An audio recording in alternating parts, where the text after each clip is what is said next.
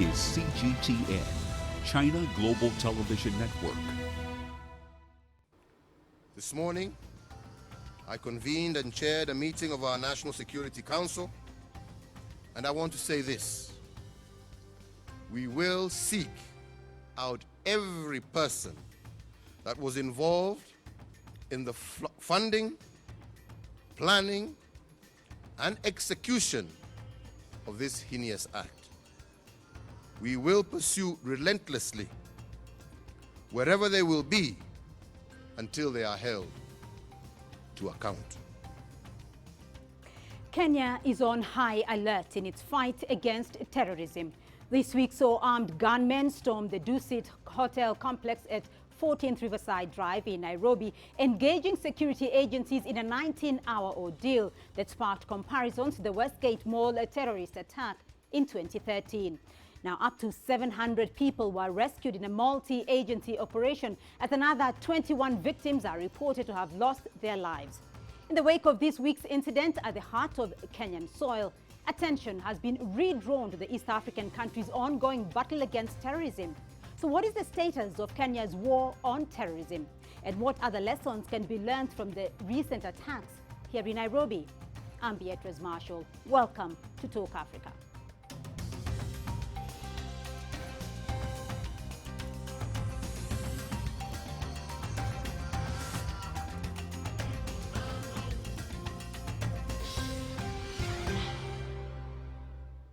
Now, the earliest reports of blasts and gunfire at Nairobi's upmarket 14th Riverside Drive came out on Tuesday at around 3 p.m. local time in the afternoon.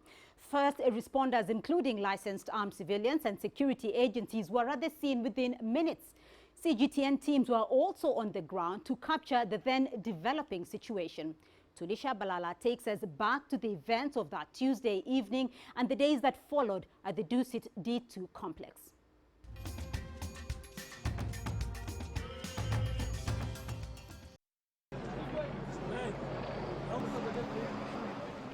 It was a siege that lasted over 10 hours. On Tuesday afternoon, gunmen blasted their way into a hotel and office complex located in the Westlands area in the capital, Nairobi, forcing many to flee for their lives or find any way to hide for safety.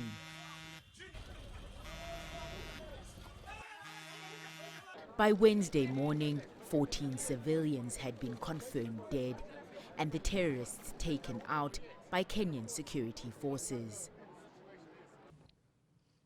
The security operation at Dusit complex is over, and all the terrorists eliminated. Security forces combed their way through the buildings and rescued over 700 people during the night-long operation. President Uhuru Kenyatta has commended the quick, swift and methodic response by all security forces in dealing with the threat. We are grieving as a country this morning, and my heart and that of every Kenyan goes out to the innocent men and women violated by senseless violence. The Somalia-based militant group Al-Shabab has claimed responsibility for the attack. Kenya has often been targeted by the militants and is on high alert. Terrorism is now a global phenomenon. It is within us, as it were. And now we have all to be prepared, and all of us have to do our part, to be more vigilant, to share information as we have to at all times, and ensure that we are all ready. And for us as government, I want to assure the people of Kenya, we are ready at all times to defend our country. We are ready at all times to ensure that our people are safe and secure. The African Union and China, among others, have condemned the attack on Kenyan soil. They describe the attack as cowardly and express solidarity with the people of Kenya. Tulisha Balala, CGTN.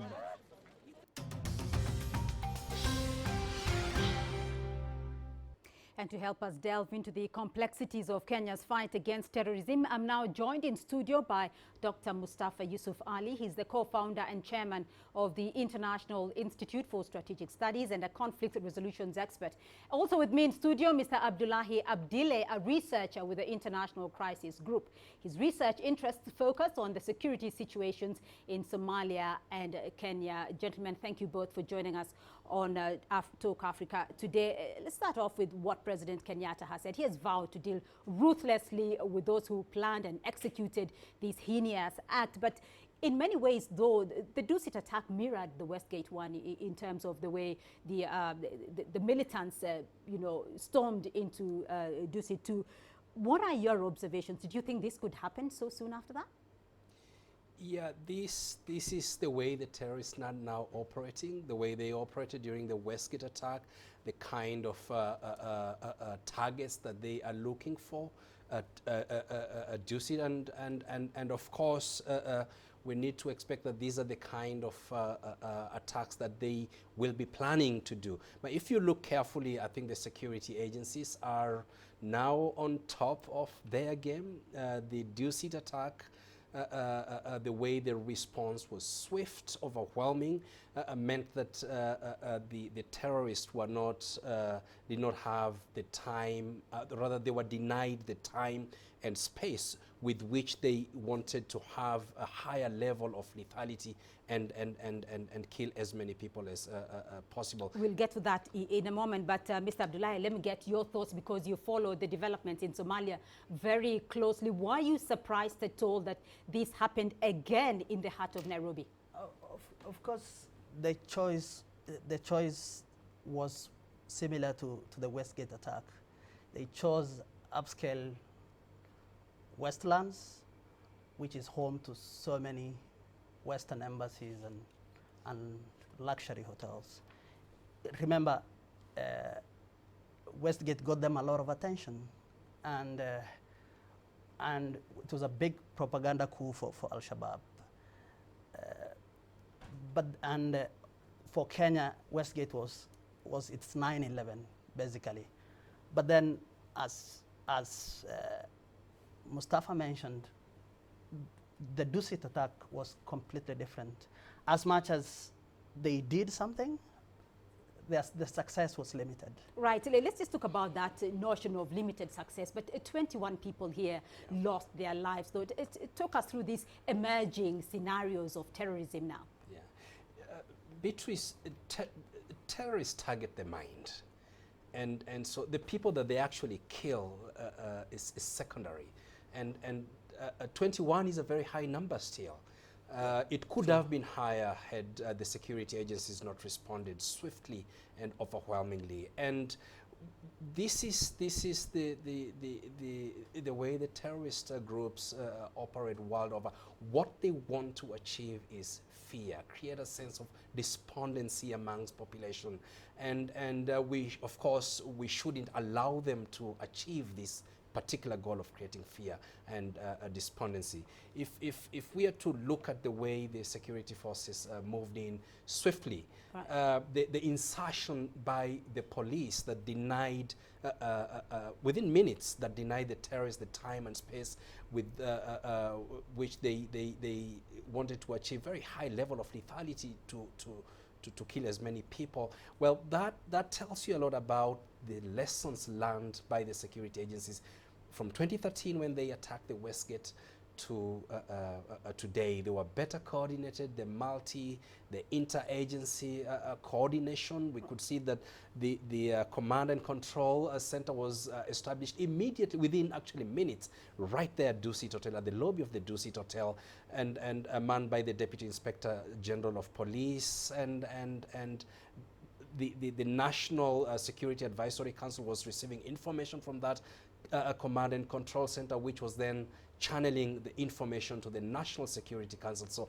everything was set up and the response was swift, overwhelming. It does look like the response was swift and overwhelming. And if you go back over the last 5 years, because this is not the only attack that has happened in Kenya, and 2013 was not the only one. There have been several others in between 2013 and 2018 and 2019.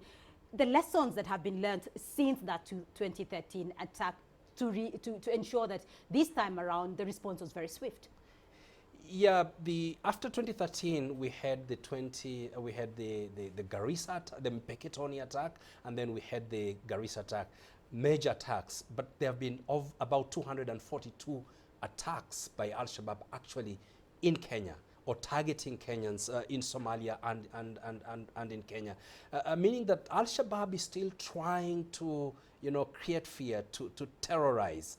And if you look at just the sheer numbers of attacks that have been carried out and the numbers that have actually not succeeded, those that have been thwarted, it means that this is an enemy that is still lying in wait and would attack at any time that they want to. But it's very clear, of course, they're on their back foot. In Somalia and in Kenya, they're being contained through the harder approaches. Abdullahi, that's a situation we keep hearing, that Al-Shabab is on the back foot. Al-Shabab is actually being defeated in Somalia and in Kenya, but we still see the attacks. Your thoughts? I won't say they have been defeated, but I'll say they have retreated. Remember, in its golden days, 2010, 2011, between 2009 and 2011, Shabab controlled the entire South Central Somalia, including large parts of Mogadishu. But then, thanks to offensives, subsequent offensives by AMISOM and Somali allied forces, then Shabab lost so many territories, major cities, sorry. But then it still controls vast hinterlands in the South Central Somalia. So basically, and AMISOM itself is overstretched to an extent that it can't secure the countryside. So I won't say Shabab is weaker than it was in 2009, but definitely there has been progress in terms of liberating some cities in Somalia. Right, Dr. Mustafa, one issue that has come out in terms of the names of the suspected terrorists and what the government has released out so far in terms of those who are being prosecuted, who've been arrested, and those who are still being sought, is that there are actually quite a number of Kenyan nationals among the militants. Is there a cause for worry, though, that there is now a homegrown situation here? Yeah, absolutely. While the cause may not be homegrown, the cause for Al-Shabab, now the recruitment is happening right here in Kenya. And this is going back to what Abdullah said, we cannot defeat Al-Shabaab. It's very difficult to one day sit down and say that we've won the war. You cannot meaningfully win the war on terror. Beatrice, you can reduce it to an irritant, so to speak. Now, the fact that we are seeing Kenyans being recruited, those who attacked Dusit, we got people from Kiambu here in Nairobi, from Nyeri, from Isiolo, from Vihiga. That tells you that Al-Shabaab has also moved away, not fully, but to some extent, from the traditional recruitment grounds of Majengo in Mombasa, Majengo here in Nairobi. So they're targeting those that would not be the security agencies, the traditional spaces that they have been recruiting for. And they've been successful in doing that. And so there must be questions that are asked, how has this happened? And what is this that we are not doing right? Right. Probably to respond, to add on to what Mustafa has said, the threat has always been with us. And I think as much of the threat emanates from Somalia, where Shabab is based, there is homegrown threats too, which ICG, where the organization I work for, has highlighted in several reports in previous years. So basically, I think we need, what Kenya needs is to look for solutions, homegrown solutions to radicalization and recruitment within its borders. And we're going to look at that de-radicalization program which the government had come up with and which I think you are quite involved in, Dr. Mustafa Ali, in just a moment. But do stay with us. We're going to take a short break now, but stay tuned. We'll broaden the conversation on Kenya's fight against terrorism and the Horn of Africa region. We'll be right back.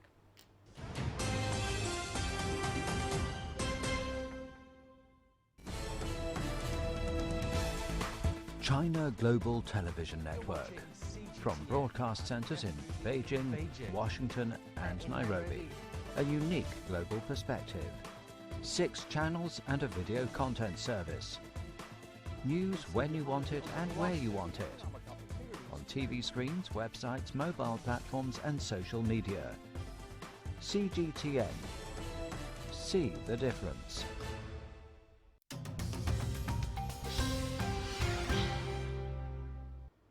Welcome back to Talk Africa. Let's continue with our discussion. Dr. Mustafa Ali and Mr. Abdullahi Abdile are my guests tonight, giving us insights into the issue of terrorism in Kenya and the region. Dr. Mustafa, the question of de-radicalization of the youth. Certain programs had come up by the Kenya government on trying to de-radicalize the youth. What is the status of that? Yeah, there have been quite a number of programs that came up, especially after the Westgate attack in 2013, that and Mpeketoni attack that were designed and carried out by the government, by the civil society actors, by the religious actors to try and push back Al-Shabab ideologically and de-radicalize those that had been radicalized by Al-Shabab. Now, a lot of work happened in 2015, 2016, and 2017 to push back Al-Shabaab ideologically and to claw back the information asymmetries that Al-Shabaab has been depending on. I see a little bit of a laxity now in terms of the kind of very robust initiatives and interventions that were there before. And perhaps that's an area that I would encourage the government and the civil society actors to actually improve and increase the interventions that we saw earlier, particularly after the Mpeketoni and Garissa attack. And if you just come back briefly, Mr. Abdullah here, because we did talk earlier on about what exactly is fueling this homegrown terrorism situation here. What are your thoughts? Basically, Shabab has recruited across the region, and especially Kenya, because the Shabab members, Kenya is considered to have the leading constituent in terms of non-Somalis, followed by Tanzanians. So this is work that has been done by Shabab many years back in 2009, 2008. And the question that actually we are facing today, the big problem is the problem of returnees, which we also need to find a solution. It seems the Kenyan government doesn't have a clear framework in dealing with returnees. How would you characterize these youth, though? Are they jihadists? Are they militants? Are they insurgents? Are they just jobless youth looking for an opportunity? How would you characterize them? I don't know. I don't think, normally I don't buy the joblessness, the marginalization card a lot.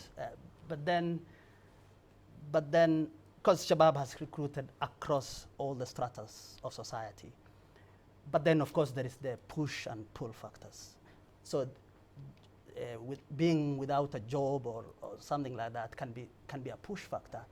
But then the phenomenon is much more complex than that. That's what I think. Right. Dr. Mustafa, Kenya seems to be quite vulnerable to Al-Shabaab attacks by its proximity to Somalia, but also the question has come up about the Kenyan troops in Somalia being a fueling factor to the attacks on Kenya. Should we still continue having our troops, though, in Somalia? Yeah, Al-Shabaab has been giving reasons as to why they actually attack Kenya, part of which is that the Kenyan troops are in Somalia and that they are carrying out revenge attacks in Kenya.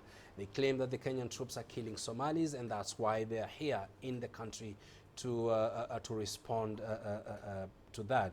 Now, it's Kenyan troops are serving under AMISOM, so that's a multinational force actually that is helping the Somali government, training the Somali National Army to be able to contain Al-Shabaab.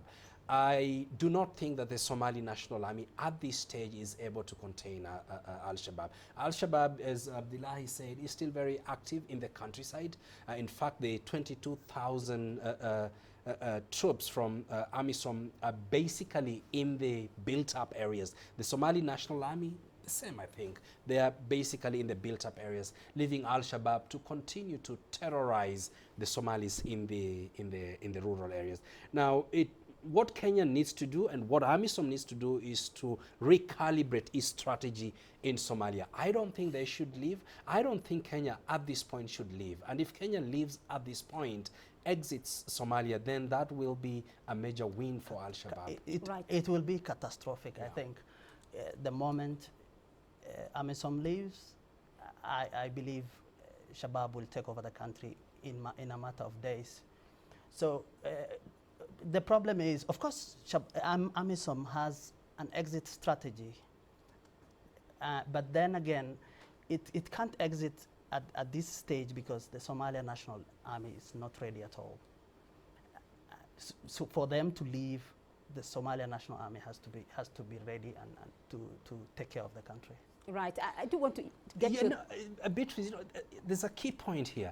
If you look at Afghanistan, if you watch television following news, I mean, you guys have also been broadcasting, you can see that US is actually now speaking to the Taliban in Islamabad, meaning that there are possibilities that actually states can talk to, not necessarily negotiate with, but talk to these terrorist groups. And we saw that when Mukhtar Robo actually left and was vying for an elective position, he left Al-Shabaab, and the Somali state lost a very good opportunity to actually let this man be voted in to contain Al-Shabaab in the same manner that Ahmed Madobe has tried.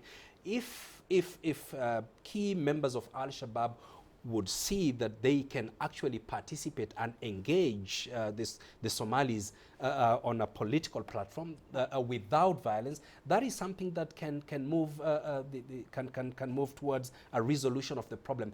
If a superpower is unable to deal with the Taliban in Somalia, in Afghanistan over a period of 17 years, I think people have to start asking themselves questions on how then can we recalibrate strategies, policies to deal with this issue. And that's the question, because you've mentioned the global nature of terrorism today. So in terms of Kenya's situation, what's more urgent now in the wake of this attack, and what's your takeaway from the Dusit attack? I think Kenya should, well, the first thing, Kenya has to really push the Somalis and the Somali government to rein in on Al-Shabaab, to put their house in order. Kenya is in Somalia because Somalia in the first place was unable to contain and control its territory.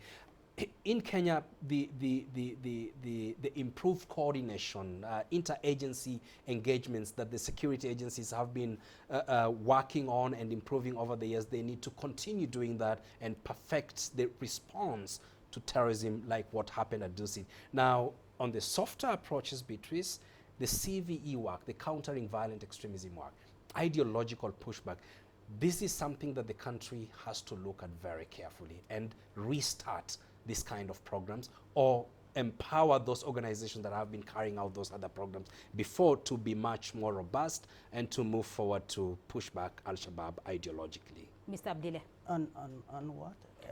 What do you think Kenya should do now in terms of the attack in Dusit? I think it shouldn't go after the Somalis. If you want to win, there are past mistakes that the Kenyan government has done. If you want to win the war against terror, you should work the communities that are affected. That's the only way. I think that is the key to winning the war against terror. And I think there has been improvement since Westgate. The government's actions have been different, and we have actually seen results in terms of decline in recruitment. We mentioned that in the latest report that we released in September last year. So basically, I think Kenya has learned a lot of lessons, and there are so many partners that are working with the country. What needs to happen is security agencies needs to be ahead of the game in terms of adapting to the ever-changing tactics by Shabab. All right, gentlemen, we'll leave it there for the moment. Thank you very much for your insights. That's all we have time for this week. But thank you to my guests for their insights. Dr. Mustafa Ali, co-founder and chairman of the International Institute for Strategic Studies and a conflict resolution expert. And Mr. Abdullahi Abdile, a researcher with the International Crisis Group with research interests on the security situations in Somalia and Kenya. Remember to keep the conversation going online through our Twitter handle and Facebook. And you can also catch the episode on the CGTN Africa website and our YouTube playlist. Do tune in again next week for more Talk Africa. From me, Beatrice Marshall, and the team in Nairobi, we send our heartfelt condolences and wish strength and comfort to those affected by the attack in Nairobi. Good night.